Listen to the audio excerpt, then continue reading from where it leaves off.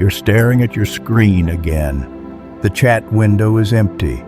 Their name sits there quiet and stubborn, like it's daring you to type first. You tell yourself you won't. Not this time. You'll wait. You'll be strong. But your mind keeps circling back to the same question: do they miss me? Even a little. The way I miss them. You replay old conversations. You scroll through photos. You analyze every delay in their replies, every change in tone, every tiny shift that might mean something or nothing at all. And underneath all of that overthinking is a very simple hunger.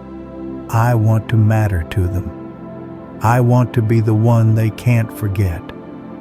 Tonight I want to offer you a brutal, liberating answer. Because there is a way to become unforgettable. There is a way to make someone miss you so deeply that your absence echoes. But it's not what you think. It's not a text strategy. It's not playing hard to get. It's not vanishing for 3 days to raise your value. The real path comes from an old, fierce philosophy, a way of living that shaped emperors, warriors, and people who had everything to lose, and still chose inner peace over attachment. Stoicism. If you stay with me, you'll see something important. The more you chase their attention, the less they truly miss you. And the more you build your character, your purpose, and your inner calm, the more your presence stays with them even when you're gone. Let's pull this apart. Imagine for a moment that your happiness is not on a leash. It's not tied to whether they text you back. It's not chained to whether they choose you, praise you, or reassure you.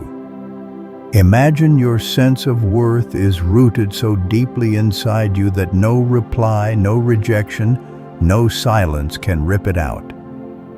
That's the world the Stoics invite you into. They taught a simple, hard rule. There are things you control, and there are things you don't. Your thoughts, your choices, your response. That's yours. Their feelings, their decisions, their timing.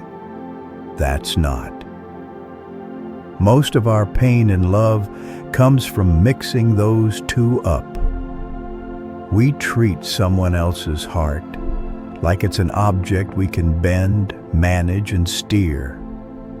We believe that if we say the right words, post the right photos, behave in the perfect way, we can make them feel exactly what we want them to feel. But you already know how that story ends. You twist yourself into a shape that isn't you. You lose sleep. You lose peace. You lose yourself. And the strange thing, you don't become more attractive. You become heavier, emotionally clingy, anxious, demanding, constantly scanning them for proof that you're enough. Stoicism flips that. Instead of asking, how do I make them miss me? It asks, what kind of person am I becoming while I wait? Because here is the quiet truth. People don't miss tactics. They miss presence. They miss energy. They miss the way they felt about themselves when they were around you. You can't control their heart, but you can become the kind of person whose absence is felt because your presence was rare. And that begins with one thing: emotional resilience. Picture a storm beating against an old tree. Wind screams, rain slams down, branches bend, leaves fly. But the trunk holds, roots sunk deep into the unseen earth. The tree moves, but it doesn't break. That's emotional resilience. Not pretending you don't feel anything, not acting cold or distant, But having a center that doesn't shatter every time someone pulls away, changes their mind, or fails to meet your need. In relationships, that kind of inner strength changes everything. Without resilience, someone not replying for a day can ruin your week. One argument can make you question your worth. One breakup can convince you you'll never be loved again. With resilience, the same events hurt, yes, but they don't define you. You feel the sting. You breathe through it. You stand back up. The Stoics trained this on purpose. They would imagine loss before it happened, not to torture themselves, but to loosen fear's grip. They would picture the possibility of being left overlooked or misunderstood, and then ask, if that happened, who would I choose to be? It sounds harsh, but it does something powerful. When you look your worst-case scenario in the eye, they never text again. They move on. They choose someone else. And you decide, even then, I will not betray myself. You stop begging life to be soft with you. You become flexible instead. And that kind of quiet strength is magnetic. People sense when you're not emotionally hanging from their neck. They feel the difference between I need you to validate my existence and I enjoy you deeply. But my life still has weight without you. One pushes them away, the other makes them lean in, because we are drawn to those who can stand alone. Think about the person you admire most, someone whose name, when you hear it, brings a small sense of respect into your chest.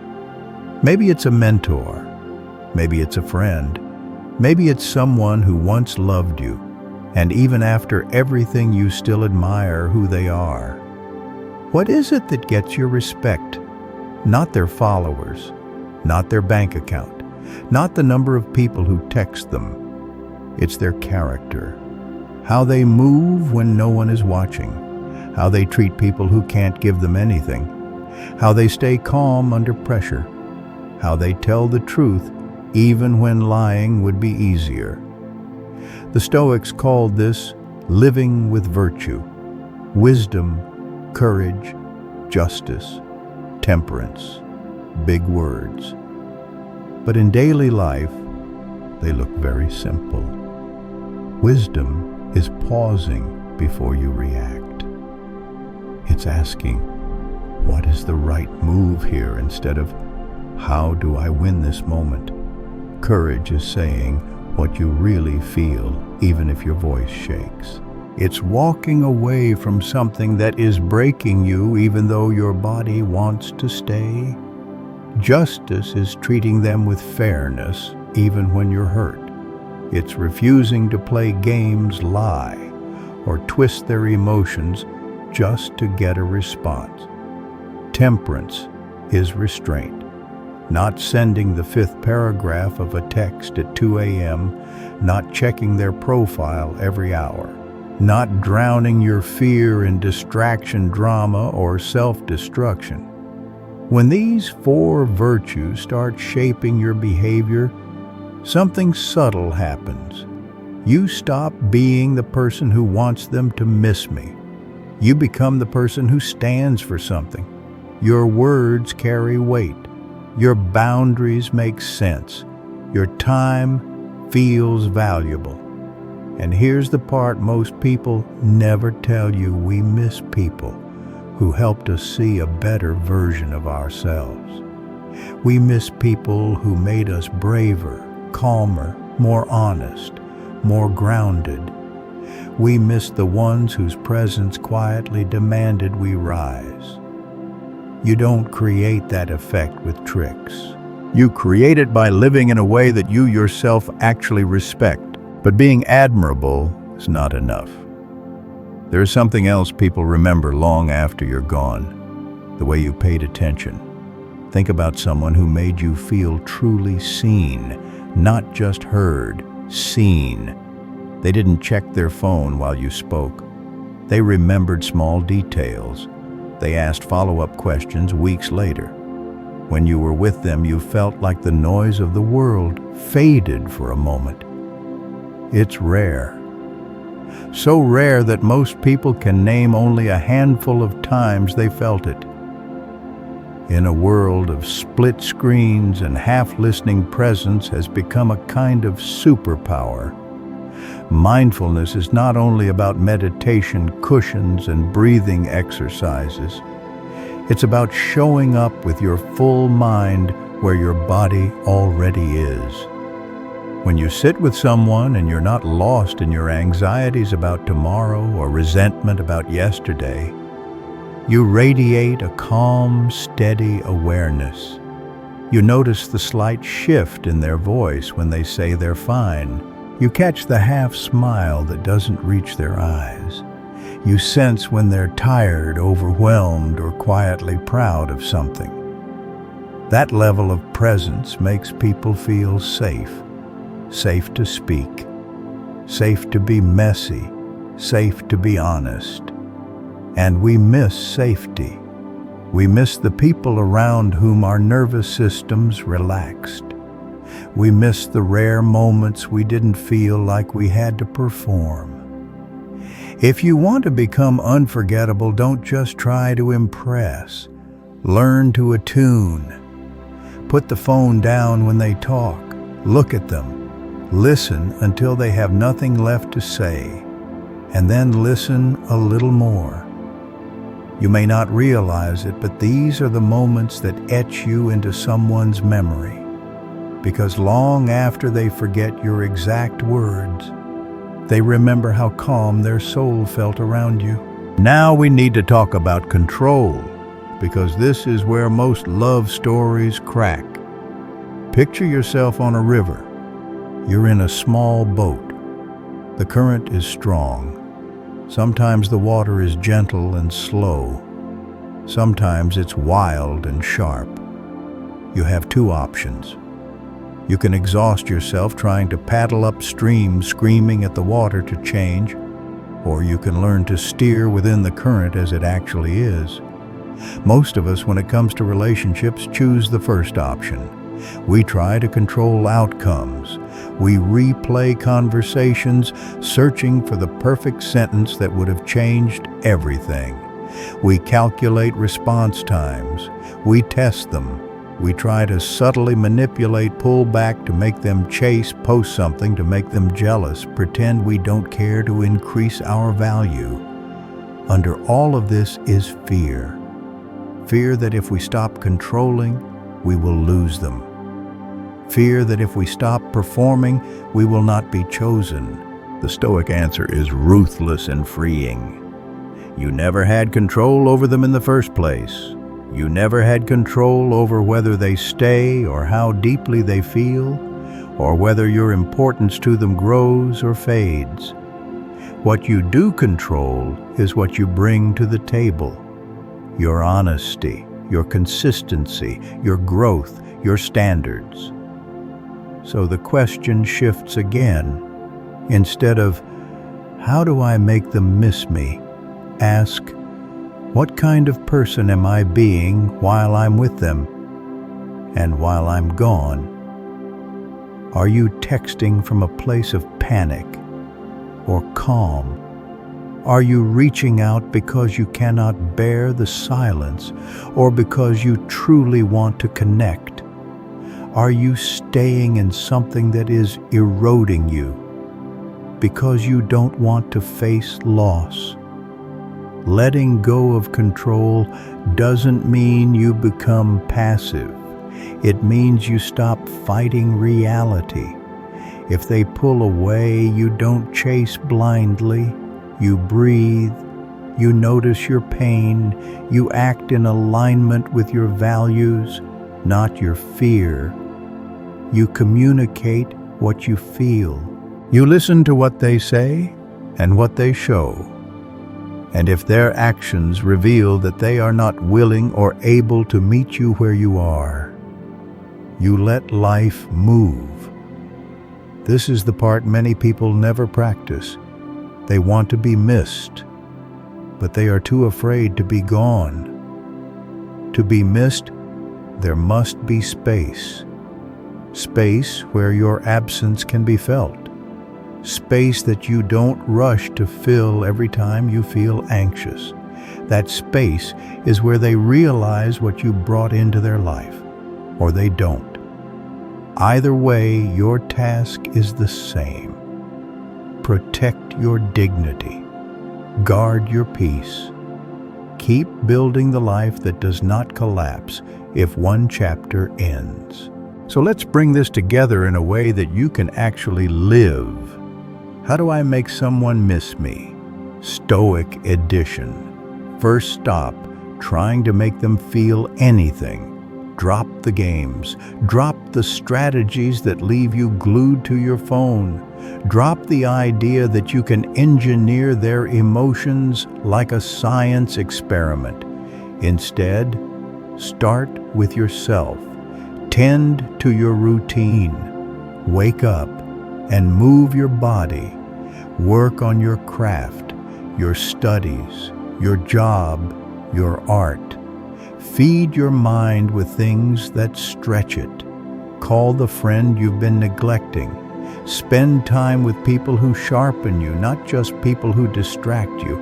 This isn't about pretending you don't care. It's about refusing to let your life shrink down to the size of one person's attention. Second practice, emotional resilience on purpose. Notice when your thoughts start spiraling. They haven't replied. They must be bored of me. I said something wrong. I'm not enough. Stop. Interrupt the story. Ask yourself, what do I know and what am I inventing? You know, there is silence. You don't know why. So instead of filling the gap with self-blame, fill it with action you respect. Go for a walk. Journal, train, study. Do something that strengthens you, not something that weakens you. Third, live with virtue in this connection. Be honest even when it scares you. If you care, say you care. If you're confused, ask. If you're hurt, express it without attacking. Hold your boundaries. Don't tolerate consistent disrespect just because you want to be chosen. Don't betray your values to keep them close. Remember, someone missing you is not a prize if they only miss the version of you that keeps abandoning themselves. Fourth, be deeply present when you are together. Put down the constant urge to check out. When you're with them, be with them. Notice their tone, notice their eyes, notice the little things they never say out loud. Ask real questions. Listen past the first answer. Give them the experience of being truly witnessed. Most people go months without feeling that. Even if things end, that level of presence leaves a mark. They might not remember every conversation, but they will remember how rare it felt to be that seen. Finally, let go. Let go of the timeline in your head. Let go of the fantasy version of them that you hold on to. Let go of the need to win this person at all costs. Replace it with something sturdier. I will live in a way that I do not abandon myself whether they stay or go. It's here that the real twist appears. When you stop organizing your entire life around being missed, you start living in a way that actually is missed. Not because you manipulated anyone, not because you pulled away to trigger their fear of loss, but because your presence was grounded, kind, principled, and deeply alive. And if they don't miss that, if they don't see it, If they walk away from it, that is not evidence that you are unworthy. It is evidence that they are not your mirror. Someone else will be. Someone who recognizes the depth you've been building. Someone whose life is steadier, calmer, and more meaningful because you are in it. And even if you haven't met them yet, your work is the same. Detach from what you can't control. Strengthen what you can. Live with courage, wisdom, justice, and restraint. Be present. Let go. You came here asking how to make someone miss you. If you walk away with anything tonight, let it be this. The real victory is not that they miss you. The real victory is that you don't lose you. When you live like that, you become the kind of person whose absence is noticed, and whose presence, once truly seen, is very hard to forget.